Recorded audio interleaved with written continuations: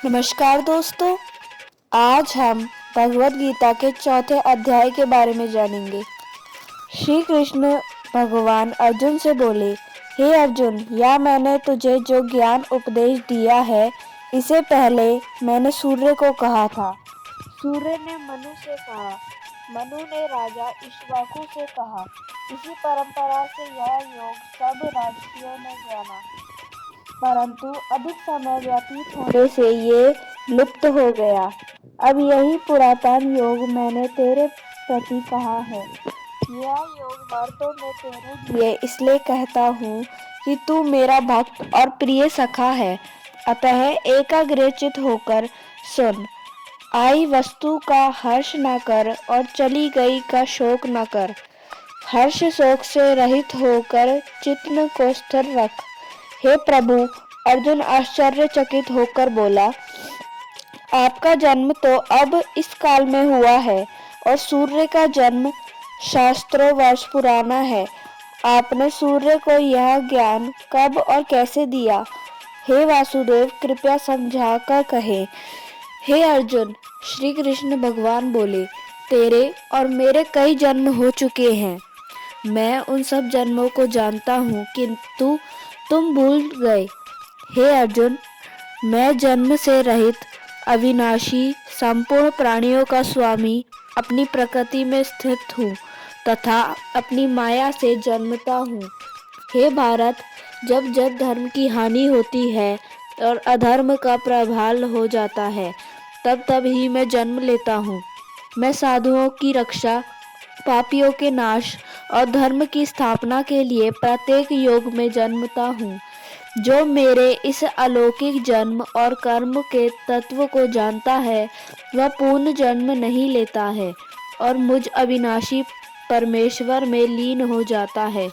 इस भांति मोह, भय और क्रोध को त्याग कर मुझ में भक्ति करके मेरी शरण में आ।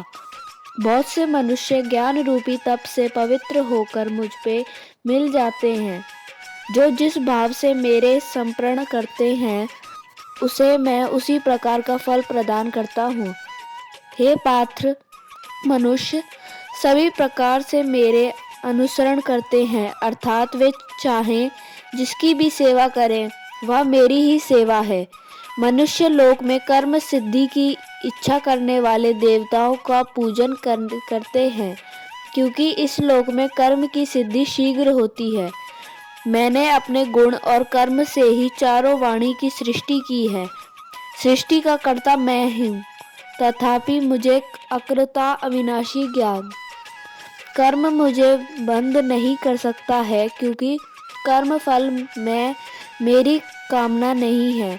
इस प्रकार जो मुझको पहचानता है, वह कर्मों के बंधन में नहीं पड़ता।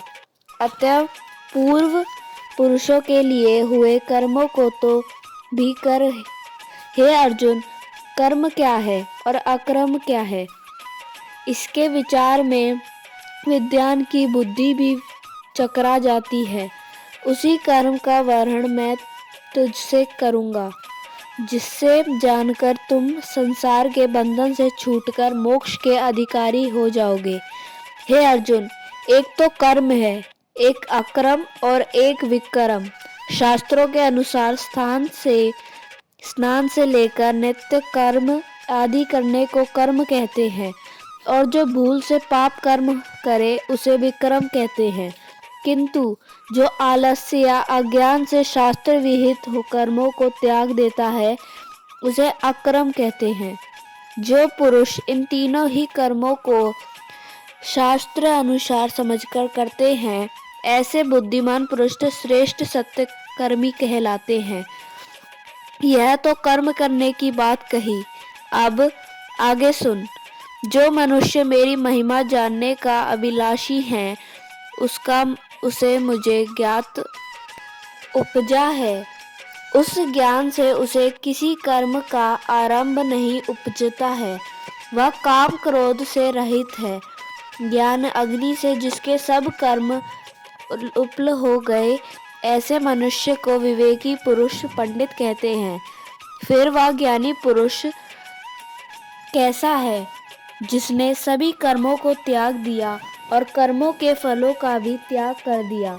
ऐसा पुरुष ज्ञान रूपी अमृत का पान करके त्रिपुण है। ऐसा मनुष्य कर्मों से घिरा रहने पर भी उनमें लिपायमान नहीं होता। वह निर्लिप्त है, क्योंकि किसी कर्म के बंधन में नहीं बंधता। इसलिए यही मुक्ति है। जो एक परमेश्वर के बिना किसी को नहीं मानता, जिसने संसार की वासना को रोक रखा है, जिसने चित्त को आत्मा में एकाग्र कर दिया, जिससे किसी वस्तु की याचना नहीं, और देव योग से जो मिल जाए उसी पर संतुष्ट रहने वाला, जो हर्ष शोक आदि द्रव्यों से मुक्त है तथा किसी से ईर्ष्या नहीं करता, कर्म की सिद्धि या असिद्धि से में भेद नहीं समझता, वह कर्म करता हुआ भी उसमें नहीं बंधता, जो फल की इच्छा नहीं रखता, वह वासना से दूर हो गया है। ज्ञान में जिसका मन अचल है, जो यश के कर्म करता है, वे सब कर्म लुप्त हो जाते हैं। हे अर्जुन, हवन करने का पदार्थ भी ब्रह्मा है, आहुति देने वाला भी ब्रह्मा है। इस प्रकार जिसकी बुद्धि में सब कर्म ज्ञानमय हैं, उसे ब्रह्मा प्राप्त होता है। कोई कोई कर्मयोगी देवताओं की पूजा करते हैं, कोई योगी जन ब्रह्मा रूप अग्नि में अभेद दर्शन यज्ञ से हवन कर परमात्मा का भजन करते हैं।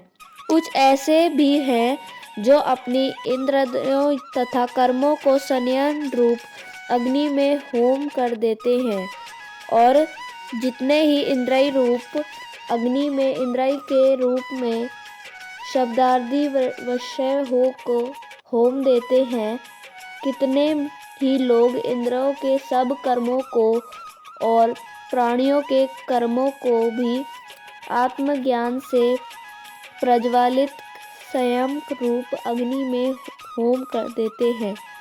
कुछ लोग द्रव्य यज्ञ करते हैं, कुछ तप योग, कुछ योग यज्ञ, कुछ स्वाध्याय और ज्ञान रूपी यज्ञ करते हैं, और कोई प्राणायाम में तत्पर रहने वाले योगी प्राण और अपान वायु में प्राप्त प्राण को रोकते हैं और प्राण वायु में अपना वायु का लय करते हैं। कोई आहार को निरंतर कर्म करके प्राण को होमते हैं, वे यज्ञवेता है, और यज्ञ से ही इनके सब पाप नष्ट हो जाते हैं। जो यज्ञ में बचे हुए अमृत रूप अन्न को खाते हैं, वे सनातन ब्रह्मा को प्राप्त होते हैं। हे अर्जुन, जो यज्ञ नहीं करते हैं, उनको यह लोक और परलोक दोनों ही नहीं है। इस प्रकार बहुत से यज्ञ भेद में विस्तार सहित वर्णित है। हे परंतम अर्जुन, ये द्रव्य यज्ञ आदि से लेकर जो सभी यज्ञ मैंने कहे हैं, इन समस्त योगों में से मेरी महिमा जानने का जो योग यज्ञ है, जो श्रेष्ठ है, और जितने और यज्ञ करे वे सब ज्ञान पाने के लिए करे हैं, और जब ज्ञान उपजल है तब सभी यज्ञ उदय हो जाते हैं। अब जिसे मेरी कृपा से मेरी महिमा का ज्ञान होके उससे दूसरा कोई ज्ञान पाना चाहे तो उसकी क्या विधि है, यह सुन। सबसे पहले सद्गुरु की शरण में आकर दोनों हाथ जोड़ नम्रता से उसके चरण कमलों को नमस्कार कर मुख से मेरा नाम लेवे। श्री कृष्ण, श्री गोपाल जी, ओम नमो नारायण जी, राधा कृष्ण जी परमेश्वर के समान जानकर आधीन होवे, जिसके आगे विनय करें।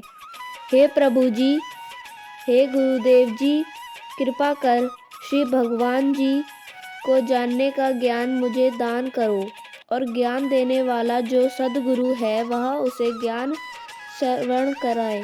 हे अर्जुन, जिसे ऐसा ज्ञान हो गया उसे मोह माया नहीं व्यापते।